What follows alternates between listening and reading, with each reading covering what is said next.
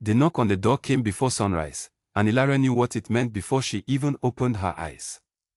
Her mother stood in the doorway, her face pale, her hands trembling around a folded letter with the pack seal pressed into red wax. Ilara sat up fast, her heart pounding. In Thornwood, a letter with that seal had done only ever meant one thing. Someone had been chosen for something they could not refuse. They want you, her mother whispered. The council wants you at the main hall by noon. Ilara felt the air leave her lungs. She was 18. She had spent her whole life trying to stay invisible, trying to keep her head down so the pack would forget she existed. Her father had left when she was 6, disgraced and exiled for reasons no one would explain to her. Her mother, an omega with no rank and no protection, had raised her alone in a small house at the edge of the territory, far from the stone halls where the powerful lived. They were nobody. That was supposed to keep them safe. Why me? Ilara asked, though some cold part of her already suspected the answer would change her life forever. Her mother could not meet her eyes. It's about the Alpha King. Every person in Thornwood had heard the whispers for months. Alpha King, the strongest leader their pack had seen in a generation, was dying. Not from an enemy's claws or a battle wound, but from something slower and far more frightening. A wasting sickness that no healer could explain. He grew weaker every week, and the council grew more desperate every week along with him. Ilara dressed in silence, her hands shaking as she pulled on the only formal dress she owned, a simple grey one that had belonged to her mother. She did not know what waited for her at the main hall, but she knew it would not be good news. Good news did not arrive sealed in red wax before the sun had fully risen. The walk to the stone hall felt endless. Villagers stepped aside as she passed, whispering behind their hands. Some looked at her with pity. Others looked away entirely, as if bad luck might be contagious. By the time she reached the hall's tall wooden doors, her stomach was twisted into a knot so tight she thought she might be sick. Inside, the council sat in a half-circle, 5 older men and women whose faces she barely recognized. At the center sat Elder Bramwell, the oldest and most feared member of the council, his eyes sharp despite his age. Ilara Vance, he said, and the sound of her full name in that cold hall made her flinch. Do you know why you are here? No, sir, she said, though her voice barely came out above a whisper. Your mother's bloodline, Bramwell said, carries an old gift. A healing gift, thought lost for generations. We believe it has passed to you. Ilara blinked. No one had ever spoken to her about gifts. Her mother had never mentioned anything like that. She opened her mouth to ask a question, but Bramwell continued before she could speak. Alpha King is dying. Every healer in this territory and beyond has failed to stop it. We believe your blood may be able to do what medicine cannot. We are asking you to bond with him. The word hit her like a physical blow. Bond. Not help. Not visit. Bond. You mean marry him, she said slowly, testing the words to see if they were real. Yes, Bramwell said, without a trace of apology in his voice. A mating bond will let your gift reach him fully. It is the only chance we have left. Ilara's mind raced, searching for a way out, any way out. I don't even know if I have this gift. What if it doesn't work? What if I'm bonded to him and he still? Then you will have tried, Bramwell said simply. And Thornwood will remember that you tried. It was not a comfort. It was a sentence. Ilara understood, in that moment, that this was not a request. The council had already decided. They were only informing her, not asking her permission. She thought of running, of grabbing her mother and disappearing into the woods where no pack law could reach them.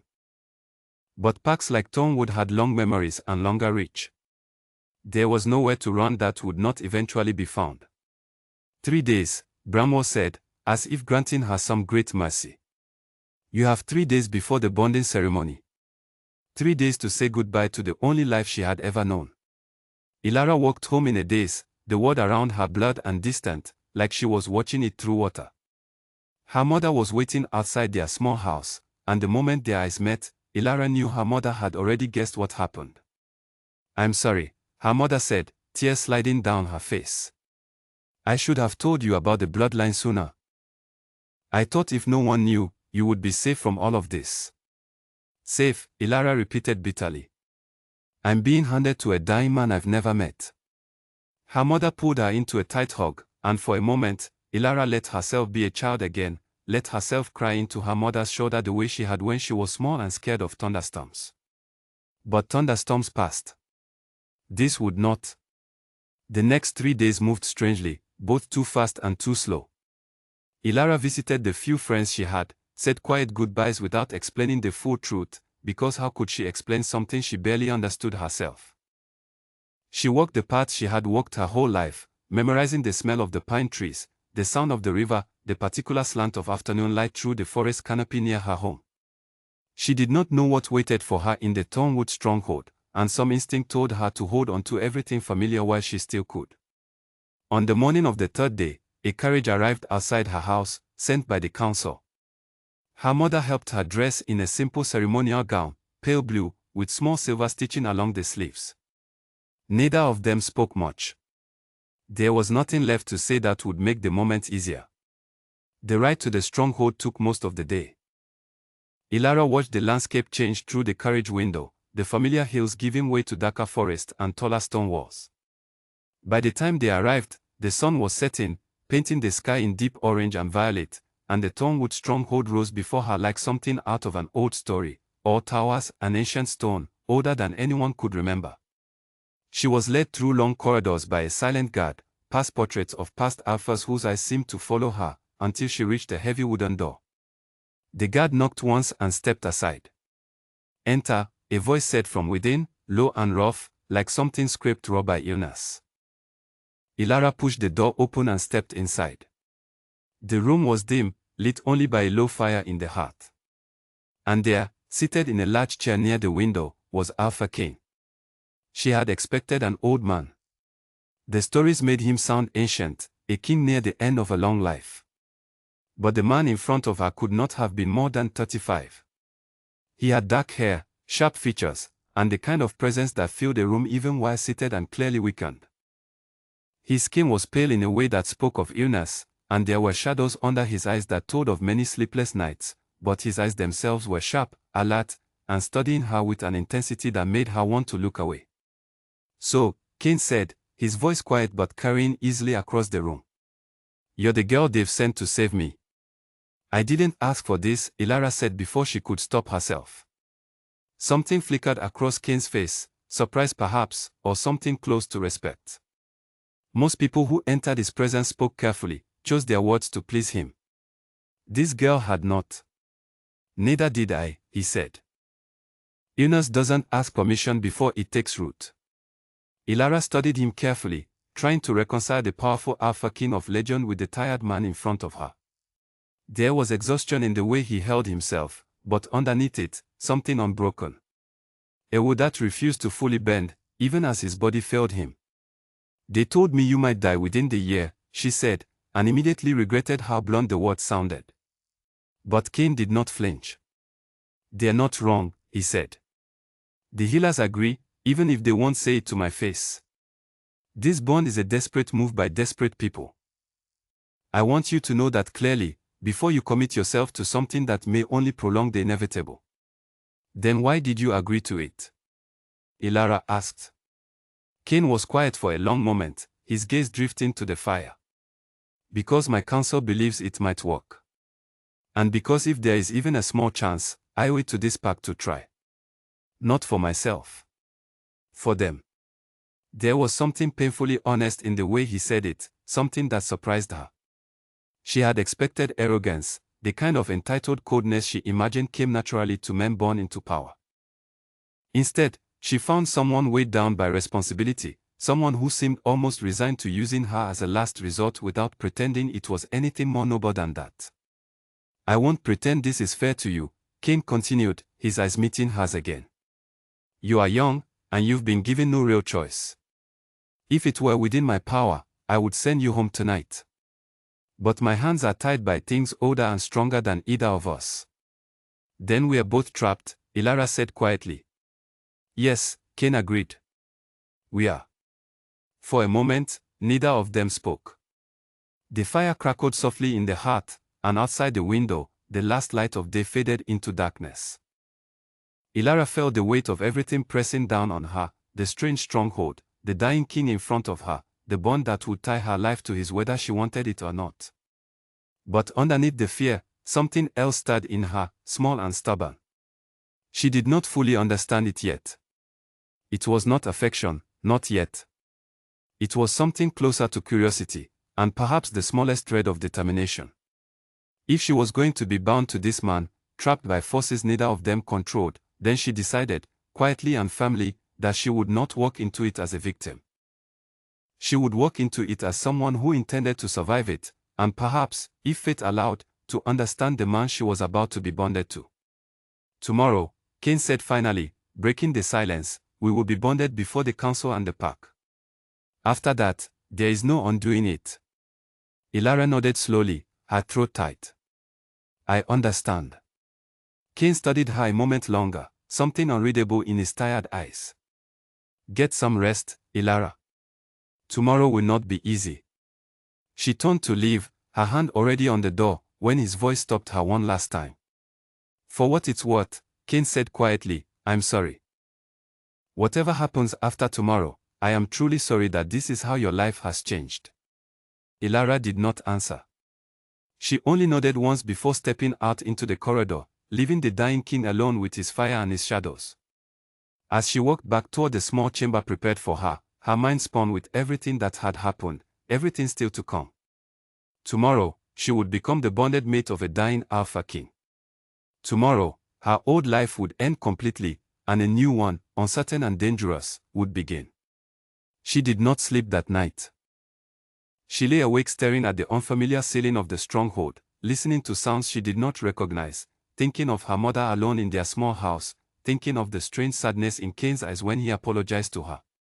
Whatever waited for her in the morning, she knew one thing clearly. Her life, as she had known it, was already gone. And there, in the near darkness before dawn, without fully understanding why, Ilara made herself a quiet promise. She would not simply survive whatever came next. She would face it, fully, with her eyes open. The bonding ceremony would begin at first light. Ilara woke before the sun rose, though she was certain she had not truly slept. Servants she did not recognize arrived at her door carrying a gown far grander than anything she had ever worn, pale silver with delicate embroidery along the hem, clearly crafted for a ceremony of great importance. They dressed her in silence, brushing her hair, fastening small silver pins, preparing her like a piece in someone else's plan. She barely recognized her own reflection in the mirror. The girl staring back at her looked older somehow, her eyes carrying a weight that had not been there 3 days ago. When the servants finished, an older woman entered the room, someone Ilara had not met before. She introduced herself simply as Mira, one of the Stronghold's senior healers. The Alpha asked me to check on you before the ceremony, Mira said gently. How are you feeling? Terrified, Ilara admitted honestly, surprising herself with the truth. Mira's expression softened. That's an honest answer. Most people in your position pretend otherwise. Is it true? Ilara asked. About the bloodline. About the gift? Mira hesitated, studying her carefully. Your grandmother had it, from what the old records say. A healing touch strong enough to slow death itself, though it faded with each generation after her. Whether it survived fully in you, no one can say for certain until the bond is formed. And if it didn't survive? Ilara asked quietly. Mira did not answer right away. Then we will have lost nothing we did not already expect to lose. But there is hope in trying, Ilara. Sometimes hope is worth more than certainty. The words offered little comfort, but Ilara nodded anyway, because there was nothing else to do. By mid-morning, she was led through the Stronghold's corridors toward the main courtyard, where the entire pack had gathered. Rows of faces stared at her as she walked past, curious, some sympathetic, others cold and calculating. She kept her eyes forward, her spine straight, refusing to let her fear show on her face. Cain waited at the center of the courtyard, dressed in dark formal robes that could not fully hide how thin he had become. Despite his illness, he stood tall as she approached, his expression unreadable but his eyes fixed steadily on hers. Elder Bramwell stood beside him, along with the rest of the council, ready to perform the ancient bonding ritual that would tie her life to Cain's forever. As Ilara took her place across from Cain, their eyes met, and for just a moment, the fear in her chest eased slightly. Not because the danger had lessened, but because she saw something steady in his gaze, something that told her, without words, that whatever came next, they would face it together. Bramwell began the ancient words of the ceremony, his voice carrying clearly across the silent courtyard. Ilara barely heard them, her heart pounding too loudly in her ears. When the moment came to join hands with Cain, his fingers, thin but still strong, wrapped gently around hers.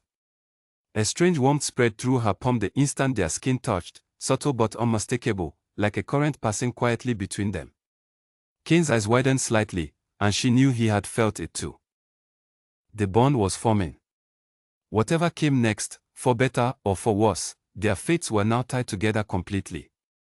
And as the final words of the ceremony echoed through the courtyard, Ilara understood, with sudden and startling clarity, that her old life was truly gone. In its place stood something uncertain, dangerous, and entirely new. A forbidden bond with a dying king, and a future neither of them could yet predict. The days after the ceremony passed in a blur of unfamiliar routines. Ilara was given a chamber close to Cain's own quarters, a room grander than anything she had ever known, with tall windows overlooking the forest below. Yet despite the comfort of her surroundings, she felt like a stranger in her own life, surrounded by people who watched her with suspicion rather than welcome. The pack members whispered whenever she passed. Some believed she was nothing more than a desperate gamble by a failing council. Others believed her presence was a bad omen, a sign that the alpha's death was truly near if even a bonded mate with rumored healing blood had been needed to try and save him. Few looked at her with kindness. Fewer still spoke to her directly. Cain, for his part, kept his distance. In the first week after the bonding, she saw him only briefly, usually across the dining hall or passing in the corridors, always polite, always careful, but never close. She understood, in a distant way, why he held himself back. He did not want her to grow attached to a man who might not survive the year. He was trying, in his own quiet way, to protect her from deeper heartbreak. But distance did not stop the strange pull she felt whenever they were near each other. The bond hummed quietly beneath her skin, a subtle awareness of him that she could not fully explain, even to herself. One evening, nearly 2 weeks after her arrival, Ilara wandered the halls unable to sleep, her mind restless with unanswered questions about her supposed gift, about the illness slowly consuming Cain, about the life she had been forced into. She found herself outside the stronghold's old library, a room she had not yet properly explored. Pushing open the heavy door, she stepped inside to find towering shelves stretching toward a high ceiling, filled with ancient books and scrolls that smelled of dust and time. A single lantern burned near a reading table, and to her surprise, Cain sat there alone, a thick leather book open in front of him, his expression tired but focused. He looked up when she entered, clearly startled to see her. "Couldn't sleep either?" he asked. "No," Ilara admitted, stepping closer despite the awkwardness between them. "What are you reading?" Cain hesitated before answering. "Old records. Trying to understand what's happening to me before it takes what's left of my strength completely." Ilara moved closer to the table, glancing at the pages filled with faded handwriting and strange symbols she did not recognize. "Have you found anything?" "Nothing useful," Cain admitted, closing the book with a tired sigh. "The healers have exhausted every known remedy. Whatever is wrong with me, it doesn't match any recorded illness. It's almost as if something is deliberately draining my strength, rather than a natural sickness taking its course." The words hung heavily in the quiet library. Ilara studied him carefully, noticing again how thin he had become, how the shadows beneath his eyes seemed to deepen every day. "Do you think someone did this to you?" she asked carefully. Cain's jaw tightened slightly. "I don't know. I have suspicions, but no proof. Accusing someone within my own council without evidence would tear this pack apart faster than any illness could." Ilara sat down slowly across from him, drawn in despite herself. "Then let me help you find proof." Cain looked at her, surprised. You barely know me. Why would you risk yourself for this? Because like it or not, Ilara said quietly, our fates are tied together now. If something is truly happening to you, then it threatens me too. And because, she paused, searching for the right words, I don't want to spend whatever time we have simply waiting for the worst to happen. Something shifted in Kane's expression, a flicker of warmth breaking through his usual careful distance. You're not what I expected, he admitted. Neither are you, Ilara replied honestly. From that night onward, something between them began to change, slowly and carefully. They met more often in the quiet hours of evening, poring over old records together, searching for any clue about the true nature of Kane's illness. Ilara found herself looking forward to those quiet hours more than she wanted to admit, drawn not only by the mystery they were unraveling together, but by the man himself, whose careful walls seemed to soften a little more with each passing night. One evening, nearly a month into her time at the stronghold, Kane collapsed suddenly during one of their late meetings, his body giving out without warning. Ilara caught him before he could fall fully to the floor, panic surging through her as she called desperately for help. As she held him, her hands pressed instinctively against his chest, the same strange warmth she had felt during the bonding ceremony surged through her palms, stronger this time, flowing from her into him. Kane's ragged breathing steadied slightly, and some of the color returned to his pale face, even as he remained unconscious. When Mira arrived and examined him, she looked at Ilara with wide, astonished eyes. Whatever you just did, Mira said quietly, it worked. His pulse is stronger already. Ilara stared down at her own trembling hands, hardly able to believe what had happened. The gift, the one she had doubted entirely, was real. But the discovery came with new dangers of its own. When word spread among the council of what Ilara had done, their reactions were not entirely relief. Some among them, particularly Elder Bramwell, viewed her growing power with unease rather than gratitude, wary of a young outsider gaining influence over their ailing king. Kane, once he recovered enough to speak with her privately, took her hand gently in his. Thank you, he said softly, his voice rough with exhaustion. You may have just given me more time than I thought I had left. I want to give you more than time, Ilara said quietly, surprising even herself with the honesty of it. I want to find whoever is doing this to you, and stop them completely. Kane studied her for a long moment, something deep and unspoken passing between them. Then we'll find them together, he said finally.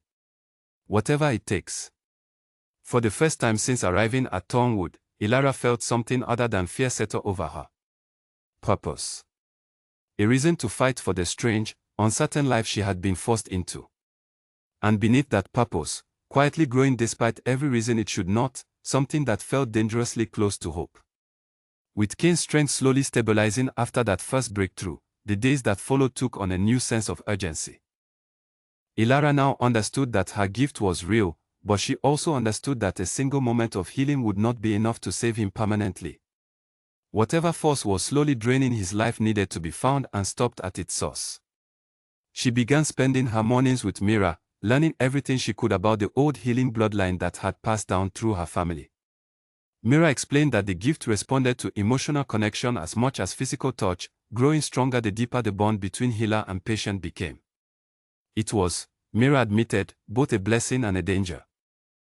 The stronger Ilara's feelings for Kane grew, the more powerful her healing would become, but it would also leave her own strength more vulnerable each time she used it. You cannot keep giving endlessly without cost, Mira warned her one morning. The old records speak of healers who gave too much, too often, and paid with their own lives in the end. Ilara absorbed the warning quietly, but it did little to change her resolve. If there was even a small chance of saving Kane, she intended to try, regardless of the personal cost. Her afternoons, meanwhile, were spent quietly investigating the mystery of Kane's illness alongside him. They worked carefully, aware that if someone within the council was truly responsible, moving too openly could alert them before any real evidence was found. Kane trusted only a small circle completely, among them Mira and a loyal guard named Callum, who had served the Thornwood family since Kane's fatherhood. One afternoon, while searching through old supply records in the stronghold's lower archive, Ilara noticed something strange. A rare herb, one used historically in slow-acting remedies designed to mimic natural illness when misused, had been quietly ordered in unusually large quantities over the past year, listed under a vague medicinal purpose that did not match its true properties. She brought the discovery immediately to Kane, spreading the aged ledger across his desk. "Look at this," she said, pointing to the entries. "These orders started almost exactly when your symptoms began." Kane studied the records carefully, his expression darkening as understanding settled over him. "Someone has been working against me slowly enough that no healer would suspect it wasn't natural illness." "Who authorized these orders?" Ilara asked. Kane traced his finger down the ledger until he found the signature approving the purchases. His jaw tightened as he recognized the handwriting immediately. Elder Bramwell.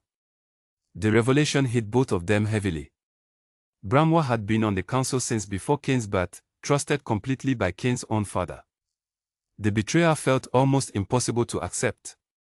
"We need proof beyond this ledger before accusing him," Kane said carefully, though his voice carried a controlled anger beneath the caution.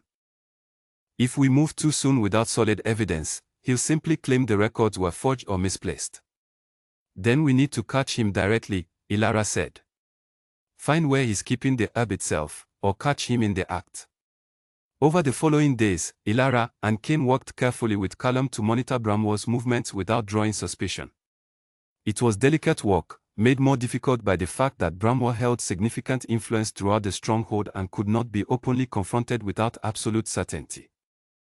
Meanwhile, the bond between Ilara and Kane continued to deepen, strengthened both by the shared danger they now faced together and by the quiet hours they spent close to one another, searching through records, planning carefully, trusting each other more with each passing day. What had begun as a forced arrangement now felt, to both of them, like something far more real. One evening, as they sat together reviewing Callum's latest report on Bramwell's activities, Kane reached out and gently took Ilara's hand, something he had rarely done outside of necessity. "I need to tell you something," he said quietly. "When this began, I truly believed I would not live to see the year's end. I told myself not to grow close to you, because I did not want to leave you grieving a man you barely knew." Ilara's breath caught slightly at his words. "And now?" "Now," Kane said, his voice softer than she had ever heard it, "I find myself wanting more time, not simply to survive, but because of you. Because somewhere along the way, this forced bond became something I would choose freely, if given the choice." Ilara felt warmth spread through her chest, entirely separate from the strange healing warmth of her gift. "I feel it too," she admitted quietly. "I didn't expect to. But I do." The quiet vulnerability of the moment was broken suddenly by Callum entering the room, his expression urgent. "Alpha, you need to see this immediately. Bramwell just met privately with someone from outside the park, someone we don't recognize." They exchanged a small package before parting. Kane rose immediately, his earlier softness replaced by sharp focus. "Where are they now?" Bramwell returned to his chambers. The stranger left through the eastern gate. "We need that package," Ilara said firmly. "It could be exactly the proof we need." Kane nodded, his expression grim but determined. "Then let's move quickly, before he has a chance to use whatever was just delivered." Together, they moved through the stronghold's quiet corridors, the weight of the coming confrontation settling heavily over all three of them. Whatever waited behind Bramwell's door, Ilara understood clearly that the next few hours would determine not only Kane's fate, but the future of the entire pack. Kane, Ilara, and Callum moved quickly through the quiet corridors of the stronghold, keeping to the shadows cast by the flickering torches along the stone walls.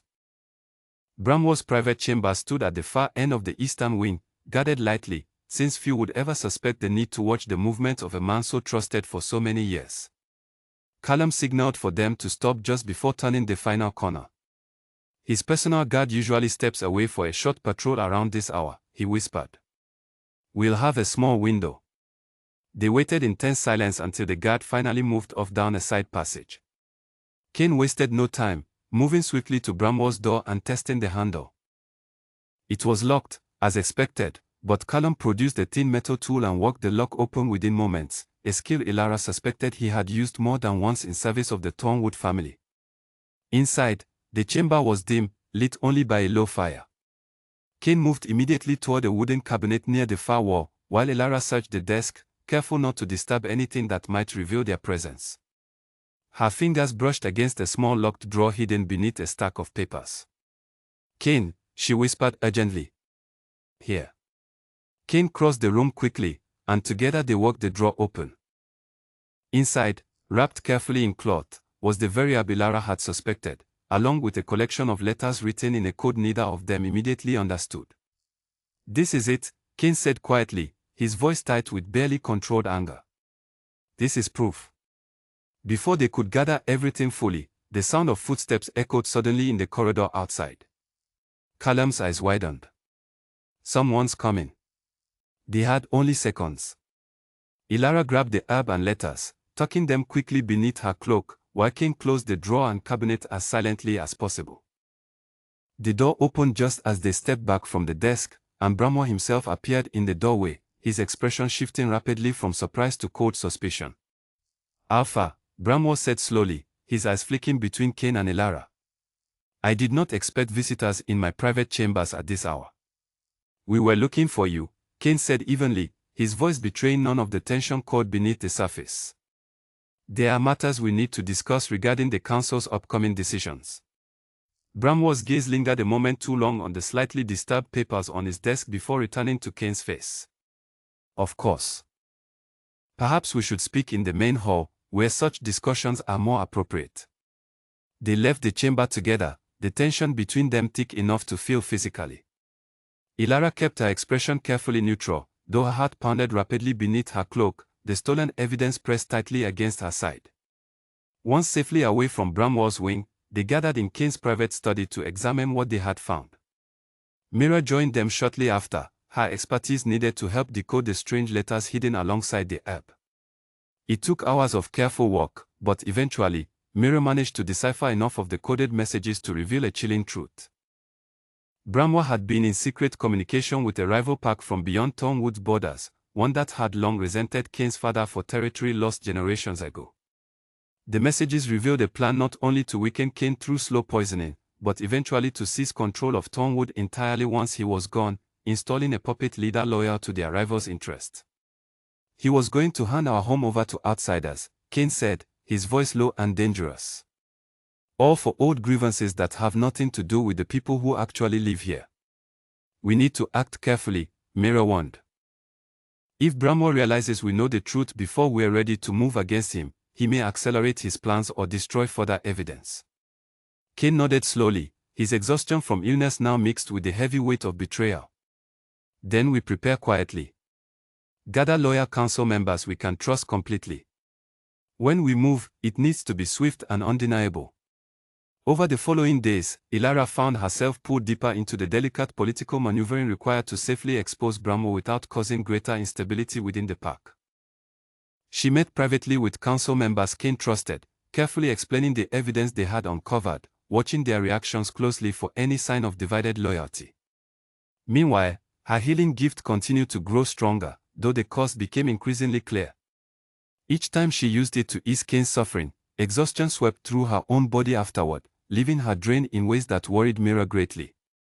"You're giving too much of yourself," Mira told her one evening, after Ilara had used her gift to help Kane through another difficult episode. "If this continues without proper balance, you risk serious harm to yourself." "I'll manage," Ilara insisted, though even she could feel the toll building steadily within her. Kane, noticing her growing fatigue, grew increasingly concerned as well. One evening, as they sat together reviewing the final preparations for confronting Bramwell, he took her hands gently in his own. "I won't let you sacrifice yourself for my sake," he said firmly. "Whatever we face ahead, promise me you'll be careful with how much you give." Ilara met his gaze steadily. "I made a promise to myself when I arrived here, that I wouldn't simply survive whatever came next. I intend to keep that promise, even if it costs me something." Kane's expression tightened with worry, but he said nothing further, understanding perhaps that her determination matched his own stubbornness completely. As the day approached to finally confront Bramwell before the full council, tension within the stronghold grew thick enough to feel in the very air. Ilara noticed subtle changes around her, servants speaking in hushed whispers, council members exchanging careful glances, as though everyone sensed a storm building just beyond sight. The night before the planned confrontation, Ilara could not sleep, her mind racing through every possible outcome. She rose quietly and made her way toward the small garden courtyard hidden within the stronghold's inner walls, a place she had discovered during her restless wandering weeks earlier. To her surprise, she found Cain already there, sitting quietly beneath the pale light of the moon, his expression distant and thoughtful. "Can't sleep either," she asked softly, echoing the words he had spoken to her weeks earlier in the library. Cain looked up, a small tired smile crossing his face. Tomorrow could change everything, one way or another. Ilara sat down beside him, close enough that their shoulders nearly touched. "Whatever happens tomorrow, I need you to know something." Cain turned to face her fully, his eyes searching hers in the moonlight. "What is it?" "I don't regret this," Ilara said quietly. "Not the bond, not the danger, none of it. If I had to choose again, knowing everything I know now, I would still choose to be here, beside you." Cain's breath caught slightly at her words. Slowly, he reached up and gently brushed a strand of hair away from her face, his fingers lingering softly against her cheek. "Ilara," he said quietly, "you've given me more than healing. You've given me a reason to fight for a future I had already given up on." The space between them grew smaller, charged with something neither of them had fully allowed themselves to acknowledge until now. When Cain finally leaned forward, pressing his forehead gently against hers, Ilara closed her eyes, allowing herself, just for this quiet moment, to feel completely and fully present in whatever this bond between them had become. "Tomorrow," Cain whispered softly, "we face Bramwell together. Whatever comes after, we face it together too." "Together," Ilara agreed softly, her heart steady despite the uncertainty of the days ahead. They remained there quietly beneath the moonlight a while longer, drawing strength from each other before the coming storm. When morning finally arrived, both of them rose ready to face whatever awaited them, no longer simply a forced alpha and his reluctant bonded mate, but two people who had, against every expectation, found something real worth protecting. The council chamber was filled to capacity the next morning, word having spread quickly that an important announcement awaited. Bramwell sat among the other elders, his expression carefully composed, though Ilara noticed a slight tension in his shoulders as Cain entered the hall with Mira and Callum close behind. Cain stood before the assembled council, his voice steady despite his continued weakness. "There is a matter of great importance that must be addressed today," he began. "One involving betrayal at the highest level of this pack's leadership." Murmurs spread through the hall immediately. Bramwell's eyes narrowed slightly, though he remained outwardly calm. "I do not know what you mean, Alpha," Bramwell said carefully. Cain nodded to Mira, who stepped forward holding the coded letters and the app they had recovered. "These were found hidden in Elder Bramwell's private chambers," Cain said, his voice carrying clearly across the silent hall. "Evidence of secret communication with a rival pack, along with the very substance used to slowly poison me over the past year." Gasps echoed through the chamber. Bramwell's careful composure finally cracked, his face paling as the full weight of exposure settled over him. "This is a fabrication," Bramwell said, his voice rising sharply. "Lies invented by an outsider trying to secure her own position." "The handwriting matches your own council records exactly," Cain said calmly. "And the letters detail plans to install a puppet leader once I was gone, handing Thornwood over to outsiders who have wanted our territory for generations." The hall erupted into chaos, council members and onlookers alike reacting with shock and anger at the revelation. Bramwell, realizing the evidence against him was undeniable, attempted to flee, but Callum and several loyal guards moved quickly to restrain him before he could reach the door. As Bramwell was led away in restraints, the chamber slowly settled into stunned silence. Cain addressed the remaining council and gathered pack members with quiet authority. "This betrayal ends today," he said firmly. "Thornwood will not fall to those who sought to weaken us from within.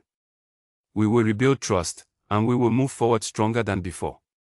As the crowd slowly dispersed, processing the shocking revelation, Ilara felt Cain's hand find hers, holding it firmly amid the lingering chaos.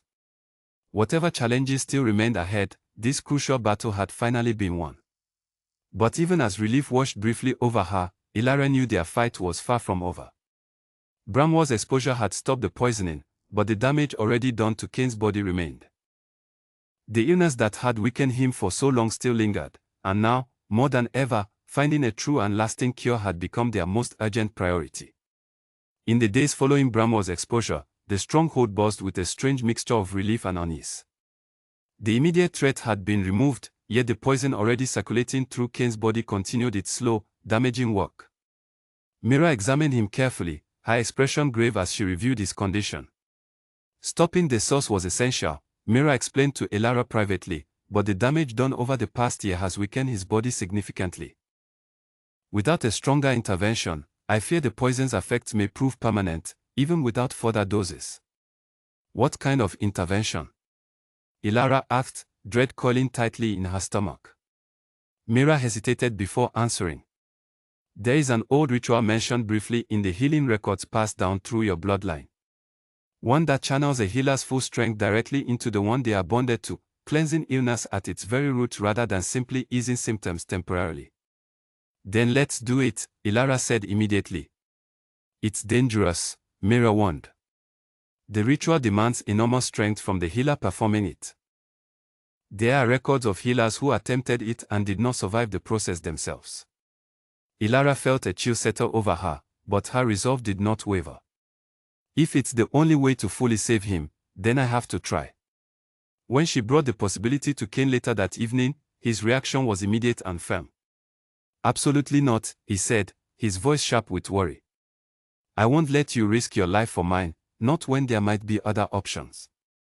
There aren't other options, Kane, Elara said gently but firmly. Mira has searched every record available. This ritual is the only true chance we have. Then we keep searching, Kane insisted. I refuse to trade your life for mine. It's not your choice to make, Elara said quietly, though not unkindly. This is my gift, my bloodline, my decision. And I have already decided. Kane fell silent, clearly struggling between his fierce desire to protect her and his own growing awareness that fighting her decision might not change her mind at all. Over the following days, they continued searching for alternatives alongside preparing carefully for the ritual, should it become necessary. Mira worked tirelessly, gathering the specific herbs and materials required, while Callum ensured the stronghold remained secure following the political instability caused by Bramwell's arrest. The former elder, now held under close guard, refused to cooperate fully with the council's questioning, though enough evidence had already been gathered to confirm his complete betrayal. His fate would ultimately be decided by the full council once Kane's health situation stabilized, but for now, the priority remained squarely on finding a way to fully heal him. As the days passed without any alternative solution presenting itself, both Elara and Kane understood, with growing certainty, that the ritual would be necessary. Yet a new complication soon emerged, one that added greater urgency to their situation. Word arrived through Callum's network of informants that the rival pack Bramwell had been secretly working with had grown suspicious after losing contact with their inside informant. Scouts had been spotted near Thornwood's borders, likely searching for information about what had gone wrong with their carefully laid plans. If they learn Bramwell has been captured, Kane said grimly, reviewing Callum's report, they may act more aggressively, fearing we now know enough to move directly against them. How much time do we have? Elara asked. Difficult to say, Callum admitted. Days, perhaps. Certainly not much longer. The pressure of the looming threat made the decision clear. Kane needed to be at full strength as quickly as possible, both to properly defend Thornwood against a potential attack, and to lead the pack through the uncertain political situation left behind by Bramwell's betrayal. That evening, Elara found Kane standing alone on the stronghold's highest balcony, staring out over the darkened forest below. She approached quietly, coming to stand beside him. I've decided, she said softly. Tomorrow, we perform the ritual. Kane turned to her, his expression torn between fear and reluctant acceptance. Elara, if something happens to you during this, then at least I will have tried to save someone worth saving, she interrupted gently. You once told me you agreed to this bond not for yourself, but for the people who depend on you. I understand that feeling completely now. This isn't only about you and me anymore. It's about everyone in Thornwood who needs their alpha whole and strong again.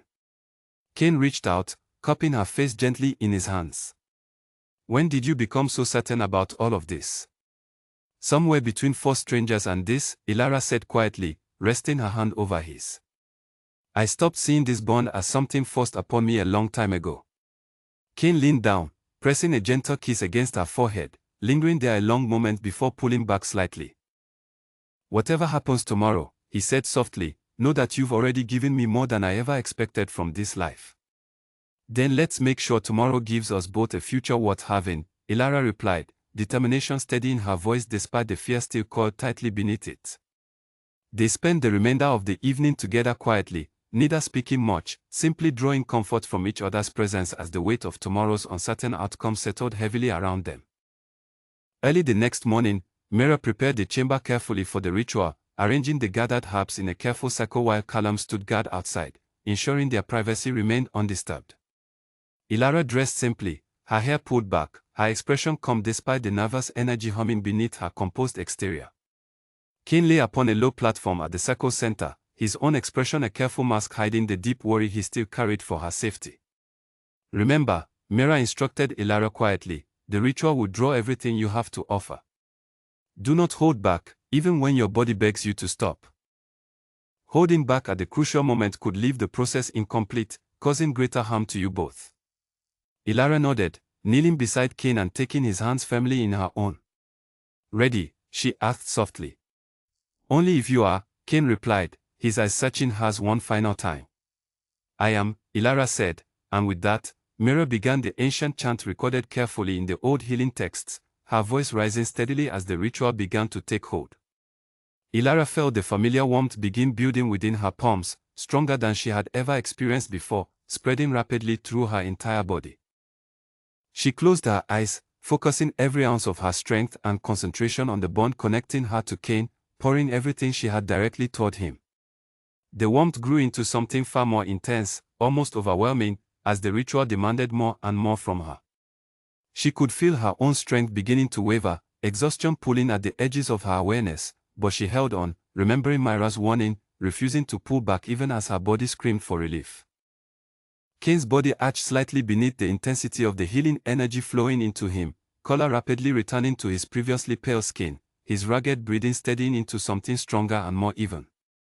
Yet as his strength returned, Ilara felt her own rapidly draining away, her vision beginning to blur at the edges.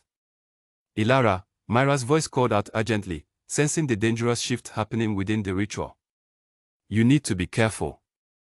You're giving too much too quickly." But Ilara, determined to see this through completely, pushed through the growing weakness, pouring the last reserves of her strength fully into Kane. The world around her began to spin dangerously, darkness creeping steadily into the edges of her vision. The final surge of warmth left her body all at once, and Ilara felt herself falling, her strength completely spent, the last thing she registered being Kane's alarmed voice calling her name as darkness finally claimed her completely. When Ilara finally opened her eyes again, sunlight streamed softly through unfamiliar curtains, and for a long moment, she could not remember where she was or how much time had passed. Her body felt impossibly heavy, every muscle aching with a deep exhaustion unlike anything she had experienced before. "She's awake," a voice called out softly, and Ilara turned her head slowly to find Mira sitting beside her bed, relief flooding across the healer's tired face. "How long?" Ilara managed to ask, her voice barely above a whisper. 3 days, Mira answered gently. "You gave everything the ritual demanded, and more. We feared, at one point, that we might lose you." Panic surged through Ilara despite her exhaustion. "Kane. Is he?" "He's completely healed," Mira said quickly, offering a reassuring smile. "The ritual worked exactly as the old records described. His strength has fully returned, stronger than he's been in over a year." Relief washed over Ilara so powerfully that tears filled her eyes without warning. "He's really all right." "Better than all right," a familiar voice said from the doorway. Ilara turned to find Kane standing there, looking remarkably different from the tired, weakened man she had first met months earlier. Color filled his face fully now, his posture strong and steady, none of the fragile exhaustion that had once defined him remaining visible. "Kane," she breathed, overwhelmed with emotion at seeing him fully restored. He crossed the room quickly, kneeling beside her bed and taking her hand gently in both of his. "You foolish, brave woman," he said softly, his voice thick with emotion. "You nearly gave your life completely for mine." "I told you I wouldn't simply survive whatever came next," Ilara said weakly, managing a small smile despite her exhaustion. I meant it. Kane brought her hand to his lips, pressing a gentle kiss against her knuckles. I have never known anyone as stubborn or as brave as you, he said quietly. And I have never been more grateful for anything in my entire life. Over the following days, Ilara's strength slowly returned under Myra's careful watch, while Kane, now fully restored, worked quickly to stabilize the pack situation following Bramwell's exposed betrayal. The rival pack, upon learning of Bramwell's capture and Kane's remarkable recovery, quietly withdrew their scouts from Thornwood's borders, apparently unwilling to risk direct conflict with a fully healed and strengthened Alpha King. Bramwell himself was formally stripped of his position and exiled from Thornwood permanently, his betrayal too severe for any lesser punishment, though Kane, in a show of the fairness that had begun to define his renewed leadership, ensured the former elder's family remained protected from any blame for his individual actions. As the pack slowly settled back into stability, Kane called together the full council and gathered pack members for a significant announcement, the first major gathering since Bramwell's dramatic exposure weeks earlier. Ilara, having regained enough strength to attend, stood beside him as he addressed the assembled crowd, his voice carrying clearly and confidently across the courtyard, nothing like the tired, resigned tone he had carried during their very first meeting months before. Months ago, Kane began, this pack faced a decision born from desperation. A young woman was asked to bond with a dying king, not out of choice, but out of necessity for survival. I want everyone here today to understand something clearly. He turned to Ilara, taking her hand gently in front of the entire gathered crowd. What began as an arrangement forced upon both of us has become something far greater than either of us could have imagined. Ilara did not simply save my life through her gift. She showed unwavering courage, uncovering betrayal within our own walls, and ultimately risking everything to fully restore my strength when even I believed there was no hope left. Murmurs of approval rippled through the crowd, the earlier suspicion and unease that had once surrounded Ilara's arrival now replaced with genuine respect and gratitude. I do not stand before you today simply as your alpha, Kane continued, his voice steady with open emotion.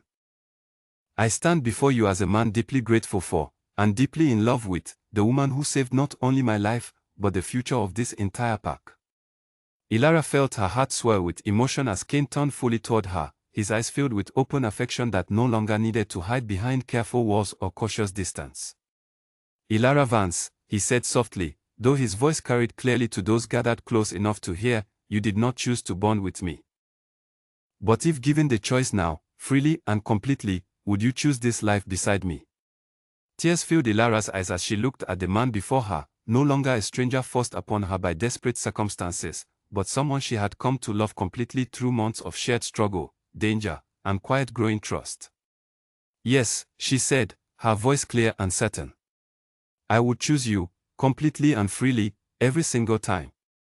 The crowd erupted into genuine celebration as Kane pulled her close, sealing their renewed commitment with a gentle, heartfelt kiss that spoke of everything they had overcome together. What had begun as a forced arrangement between a desperate council and a frightened young woman had transformed, through shared hardship and genuine connection, into a bond neither of them would ever have willingly given up. In the months that followed, Thornwood flourished under Kane's renewed strength and steady leadership, with Ilara standing firmly by his side, not as a political necessity, but as his true and chosen mate. Her healing gift, now fully understood and respected throughout the pack, became a source of pride rather than suspicion, and she took on the role of the pack's primary healer alongside Mira, using her abilities to help many others in need throughout the territory. The threat from the rival pack faded gradually as Thornwood's strength and stability became clear to all who might have considered testing it, and the pack settled into a period of peace and prosperity unlike anything they had known in years. Ilara often thought back to that first terrified morning, when a letter sealed in red wax had arrived at her mother's small home, changing her entire life without warning or choice. She had walked into an arranged bond fearing nothing but loss and hardship. What she found instead, through courage, determination, and a gift she had never known she possessed, was a partnership built on genuine respect, deep trust, and a love neither of them had expected but both had come to cherish completely. The first bond that had once seemed like nothing more than a desperate gamble by a failing council had become, in the end, the very thing that saved them both, and gave them a future neither had dared to hope for when it all began.